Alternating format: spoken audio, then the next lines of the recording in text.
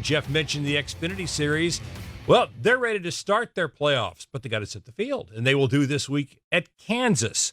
Two really interesting battles, Jeff.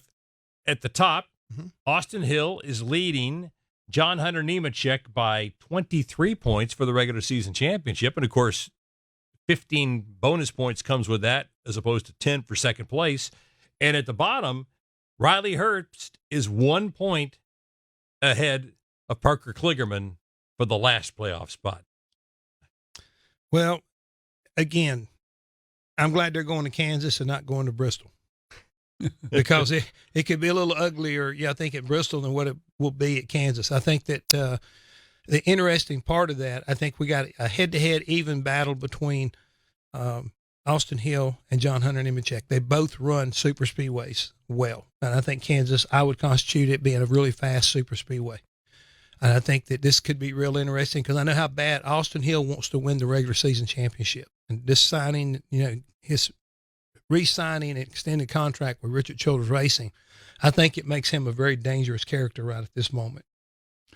Yeah, I definitely think so. And at the bottom, trying to get the last spot, I think one thing that has to be said, I'm tremendously impressed that Parker Kligerman can juggle a career as a commentator on Sunday and a race driver on Saturday. That's got to be harder than it looks. And he's done a really good job just to get into the discussion and possibly get in the playoffs. So hats off to him. Yep. So that's going to be interesting because your natural inclination is to say, well, you just got to finish ahead of the guy, but it's not that simple because of the bonus, the points that are awarded during the course of the race. Then you look at this Truck Series, and this is the end of round one for the Truck Series.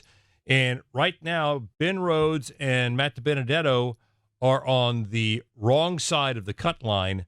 Let's see, Rhodes is 3 points below the cut line. DiBenedetto's 20 points below the cut line. On the other side, Nick Sanchez is +3. Matt Crafton is +9. How do you see that shaking out? I'm looking at experience and a little bit of youth and enthusiasm as far as Sanchez is concerned, probably outlasting these other couple guys because I really think, believe it or not, I started to say something about an Xfinity Series, but when you make a determination or you're in a conversation about going somewhere else like Matt did, leaving Rackley Racing, I think that you lose a little of that oomph that you need to get over a hump like this. Or sometimes that's that little extra, and people, I've been there. When the driver's walking away, no matter what the situation is, it's really hard to get everybody at that 100% mark. And I see both of those organizations, especially with Riley Herbst. He looks like he's going back to Gibbs and the situation they're in. I really hate it for him because I think it's going to make it harder for him to be able to mount a charge. What do you think on the trucks, Tom? I think it's going to be a real dogfight. And I think the Truck Series has always put on entertaining races. To Jeff's point, I think DiBenedetto already announcing he's not going to be back. It's, if that's 1% of distraction, maybe 1% is all that it takes for the team not to get it done. And, you want to be focused on going fast. You want to be focused on being flawless. But everybody's wondering, what's going to happen next year? Where are we going to be? And that can take your eye off the prize, and you can't have that at this level. And with the smaller fields, Jeff, isn't a 20-point deficit going to be a lot harder to overcome than it would be in, say, the Xfinity or the Cup Series? Absolutely. When you got fewer trucks and the points the way they work out, I mean, that makes it harder to get, find somebody being 40th at the end of the deal. You don't have that extra 4 positions that, to gain on somebody. So it makes it harder to do. And I think the other thing is, we're at that point in time where some of these teams are getting a little bit tired. Some of their equipment's getting a little bit tired. We're going to see what preparation does for a lot of people. And, how bad do they want it at this point in time? And that's one of the reasons why I feel like Matt Crafton's in pretty good shape. I think he's smart enough to know how to, work the field. If he's got a decent truck, which they normally do, Thor's Motorsports normally comes with a really good package here. I look for them to be, him being in pretty good shape as far as moving on.